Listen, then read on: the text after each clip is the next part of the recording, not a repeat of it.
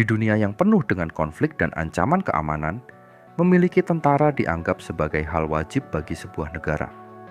Namun ternyata, ada beberapa negara yang memutuskan untuk tidak memiliki angkatan bersenjata. Bagaimana mereka bisa bertahan? Apa alasan di balik keputusan ini? Mari kita bahas secara lengkap. Pertama, kita perlu memahami apa itu negara tanpa tentara. Ini adalah negara yang tidak memiliki angkatan bersenjata permanen untuk melindungi wilayahnya. Meski begitu, ini tidak berarti negara tersebut tidak memiliki perlindungan sama sekali. Mereka biasanya menggantikan peran tentara dengan berbagai cara, seperti perjanjian keamanan dengan negara lain, fokus pada pertahanan sipil, atau bahkan mengandalkan letak geografis mereka.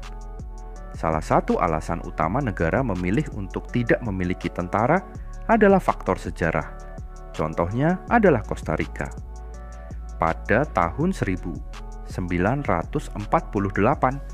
negara ini mengalami perang saudara yang sangat merugikan. Setelah perang usai, pemerintah Kosta Rika memutuskan untuk membubarkan militernya. Sebagai gantinya, mereka mengalokasikan anggaran militer untuk pendidikan, kesehatan, dan infrastruktur. Hasilnya, Kosta Rika kini dikenal sebagai salah satu negara paling damai di dunia.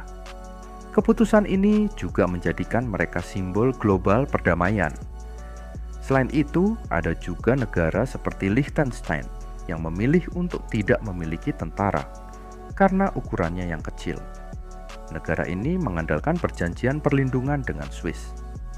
Dengan populasi yang sedikit dan luas wilayah yang kecil, mereka merasa lebih praktis untuk menjalin kerja sama dengan negara tetangga daripada membangun militer sendiri.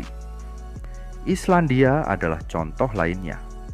Negara yang terletak di Atlantik Utara ini tidak memiliki tentara karena lokasinya yang strategis dan jauh dari pusat konflik global.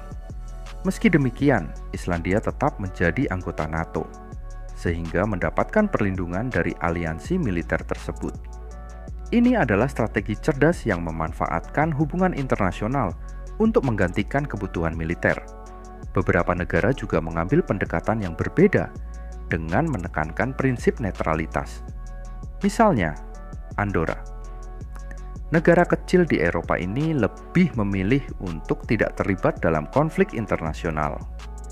Sebagai gantinya, mereka fokus pada hubungan diplomatik dengan negara-negara besar, sehingga tidak memerlukan angkatan bersenjata. Lalu, bagaimana negara-negara ini melindungi diri jika tidak memiliki tentara?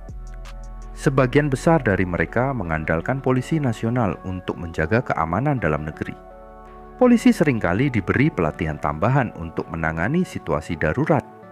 Selain itu, ada pula negara yang membuat perjanjian keamanan dengan negara lain atau organisasi internasional.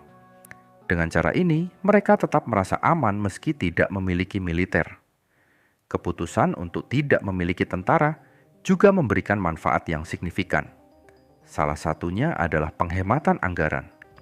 Dana yang biasanya dialokasikan untuk militer bisa digunakan untuk sektor lain, seperti pendidikan, kesehatan, dan pembangunan ekonomi.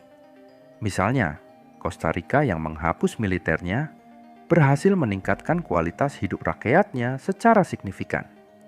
Namun, keputusan ini tentu bukan tanpa risiko. Negara tanpa tentara tetap rentan terhadap ancaman eksternal.